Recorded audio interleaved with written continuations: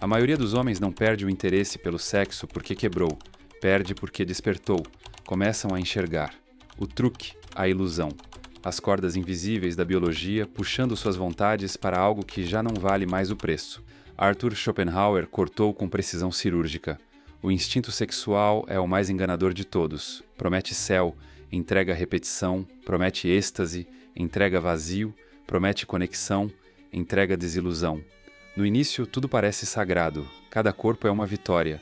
Cada beijo, uma promessa. Mas depois de encontros demais, orgasmos demais, silêncios demais, algo quebra. Não é o corpo. É o espírito que não quer mais brincar. Sexo como o truque da espécie. Schopenhauer entendeu. Não é amor, não é preenchimento, nem prazer verdadeiro. É natureza te enganando, vendendo felicidade para garantir reprodução. Você acha que deseja beleza, afeto, aprovação, mas é só biologia comandando sua alma. E por um tempo, esse feitiço funciona. Homens constroem impérios só para ter acesso ao prazer prometido. Mas um dia, alguns acordam. Começam a ver o padrão. O script que não muda. A perseguição, a excitação, o clímax, o vazio. O mesmo ciclo, o mesmo final. E não é que eles parem de desejar, eles se cansam de desejar em vão. E o mais cruel, cada nova tentativa reforça a mentira de que, dessa vez será diferente, que esse corpo vai curar o buraco, que essa conexão vai durar, mas quase nunca dura, e cada nova decepção vai apagando o fogo, lentamente, sem alarde. Desejo não atendido dói. Desejo saciado em excesso adormece. Eis o paradoxo que mata a libido. Quem nunca teve o suficiente continua correndo. Quem já teve demais começa a se enxergar. Vê o script, vê as máscaras, vê o vazio por trás dos olhos. E de repente, sexo deixa de ser um incêndio. Vira um comprimido barato, um ritual sem alma. Ele não se torna frio, se torna verdadeiro. E essa verdade dói. O que estou fazendo nisso tudo? Por que isso carece de sentido? Quem me tornei? A resposta é brutal. Ele virou um homem que finalmente percebeu que já superou a mentira. Não porque é melhor que ela, mas porque ela não satisfaz mais o que seu ser profundo precisa. Schopenhauer não viu isso como fraqueza. Viu como despertar, o momento em que o véu cai. E o homem passa a ver o sexo não como redenção, mas como teatro biológico. Schopenhauer jamais romantizou o sexo. Ele o destruiu friamente. Para ele, o amor romântico não era conexão. Era a ilusão mais poderosa da natureza, feita para arrancar razão, liberdade, talvez a vida, apenas para servir à lógica fria da reprodução. Em palavras dele, o amor é a ilusão suprema pela qual a natureza engana o indivíduo para que ele sirva à espécie. Pense nisso. Todo o ardor, toda a sede, toda a euforia emocional não era sobre você, era sobre genes. Do ponto de vista de Schopenhauer, quando um homem se apaixona, não cai em intimidade, cai em armadilha biológica. Uma armadilha que não se importa se ele quebra, se esgota ou fica sozinho. A mulher como agente da natureza. Schopenhauer escreveu isso sem insulto, apenas com brutal observação. No seu sistema, o papel feminino na reprodução lhe dá um poder ignorado, inconsciente. Ela não busca sexo por prazer ou conexão como o homem, mas como ferramenta estratégica para garantir recursos, proteção e uma prole forte. Não é moral moderna, é instinto. Ele acreditava que mesmo quando ela parece suave, romântica, generosa, age por programação biológica. Por isso, segundo ele, o homem sente-se usado depois do sexo com mais frequência, porque achou que compartilhava algo sagrado, mas descobriu que apenas estava sendo selecionado. A desilusão fere. Quando o homem entende isso, de verdade, seu mundo romântico desaba. Lembra de quando foi usado, enganado, emocionalmente manipulado. Recorda quanto esforço investiu, tempo, dinheiro, emoção em algo que parecia sentido, mas logo se revelava transação. A dor é maior que a saudade. Não foi só falha da mulher, foi traição existencial, porque não foi ela que falhou, foi a fantasia que ele acreditou. Quando essa mentira morre, algo nele morre junto. Do culto à renúncia, da excitação à apatia. Surgem homens emocionalmente distantes, mas não porque foram endurecidos, porque viram a verdade, param de correr, não por terem perdido, mas por finalmente entenderem o jogo. Entendem que o desejo que sentiam não era realmente deles. Foi plantado em seus corpos pela biologia, inflamado pela sociedade, vendido como amor. E quando o nível cai, não volta. O que antes o incendiava, agora o entedia. O que antes o intoxicava, agora o incomoda. O que antes era mágica, agora parece mecânica. O custo trágico do despertar.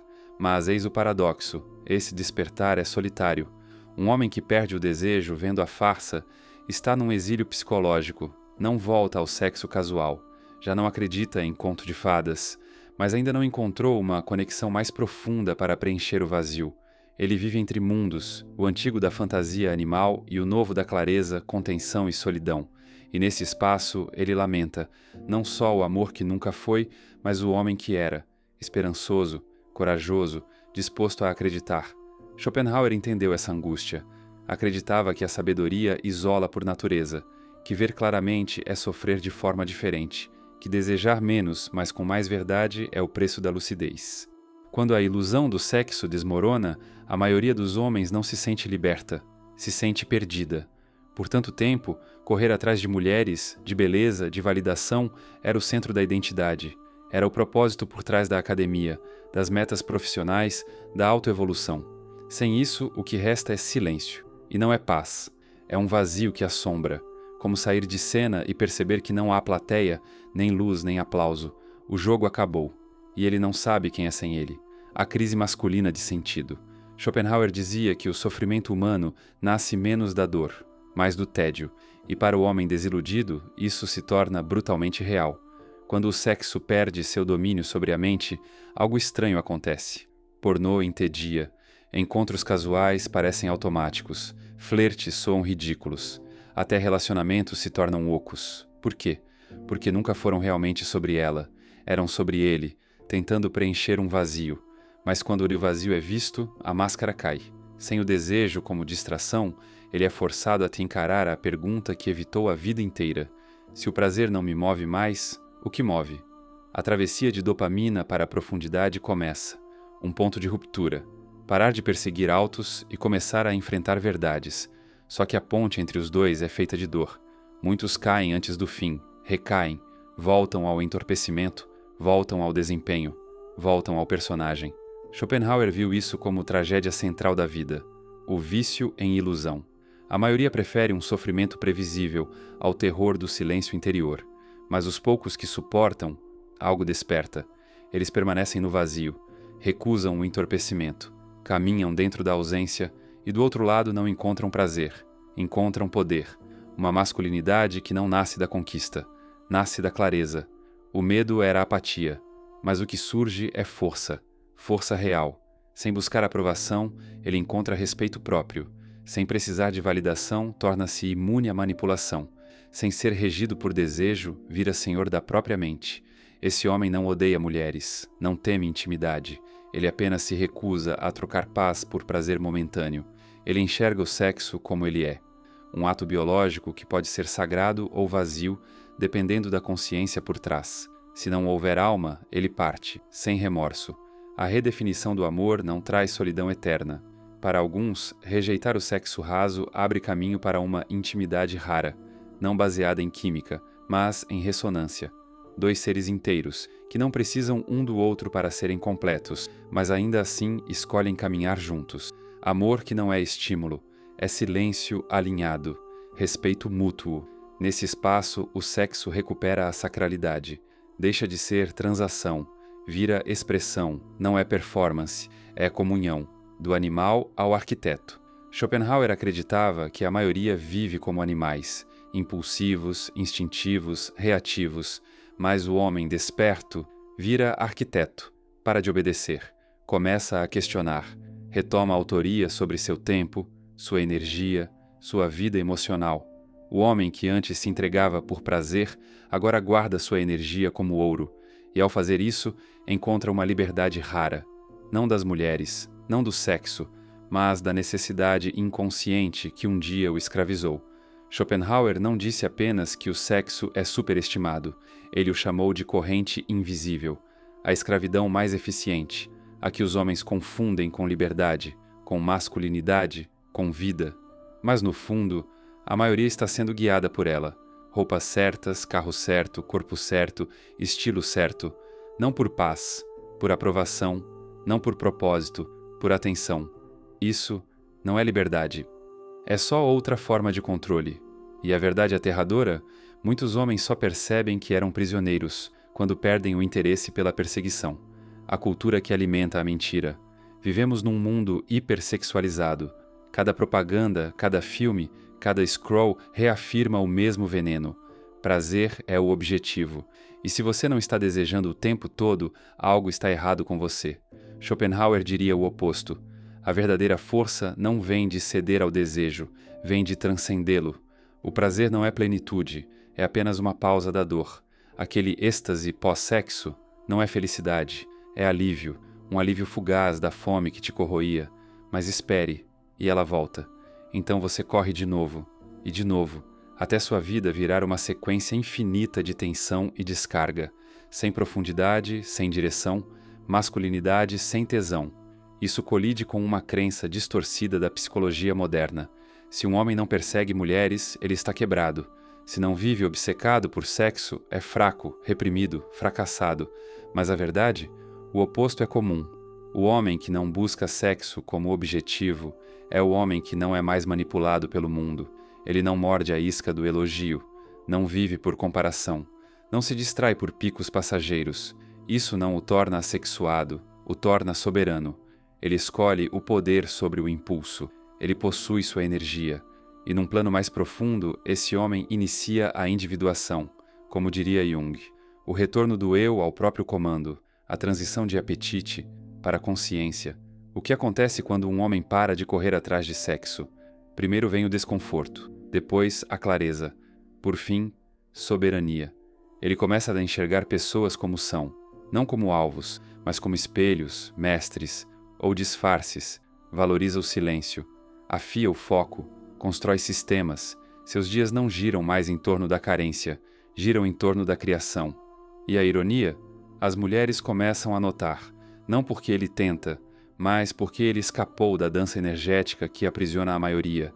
Ele irradia independência, mistério, controle, e num mundo onde quase todos imploram por aprovação, ele se torna raro, um homem que não precisa ser desejado para se sentir completo, domínio espiritual e o fim da ilusão. No fundo, a visão de Schopenhauer sobre o sexo não era apenas cínica, era espiritual. A renúncia ao desejo sexual era o início da maestria interior. O homem que olha a tentação nos olhos e diz: "Eu sei o que você é", não por repressão, por sabedoria. Ele não está mais em guerra com seus impulsos, porque os compreende. Ele não os nega, ele os estuda, refina. Deixa de ser instrumento e vira maestro. Nesse estado, o sexo vira escolha, não prisão, possibilidade, não compulsão. E quando o homem deixa cair a ilusão de que sexo é o prazer supremo, o que sobra? Essa pergunta assombra muitos após o despertar. Aquilo que um dia perseguiam com fogo agora parece gelo. O que os movia hoje não diz nada. Mas esse vazio não é o fim, é início. É página em branco, uma vida não reclamada. Nesse vácuo, o homem precisa decidir, voltar ao roteiro antigo ou escrever um novo. A energia é finita, e tudo que vai para o desejo é energia que falta no resto. Quando o homem recua da obsessão por sexo, ele não se esvazia, ele se carrega. A mesma intensidade que o fazia correr atrás, agora pode alimentar criação, disciplina, filosofia, visão. Isso não é repressão, é transmutação. Jung chamou de sublimação do instinto, quando o impulso bruto sobe de nível e vira sentido. E é aí que os homens se tornam perigosos, no melhor dos sentidos. Não porque conquistaram os outros, mas porque conquistaram a si mesmos. A morte do eu viciado. A maioria dos homens que persegue sexo não está em busca de prazer. Está fugindo da vergonha, da dúvida, da ausência de identidade. O sexo vira válvula de escape, um anestésico emocional. Mas quando você fecha essa rota de fuga, a verdade aparece, e ela é brutal. Eu não sei quem sou sem isso. Esse momento dói. É o luto do eu viciado, mas também o nascimento do eu consciente. Esse novo homem não precisa de sexo para se sentir poderoso. Ele cria poder, de dentro. Seu valor não vem mais do olhar externo. Ele brota da presença. O sagrado masculino. Quando o realismo cortante de Schopenhauer encontra a lucidez moderna, emerge uma revelação. A perda de interesse por sexo não é fraqueza, é evolução. Esse homem ainda pode desfrutar da intimidade, mas não precisa dela. Ainda pode amar, mas sem apego. Ele vive a partir da essência, não do ego. E quando entrega algo a alguém, não é para ser completado, é para compartilhar sua inteireza. Esse é o sagrado masculino, enraizado, claro, livre. Um homem que escolhe conexão, não por fome, mas por abundância. O adeus à fantasia. Para chegar aqui, ele precisa fazer o que poucos fazem, enterrar o mito.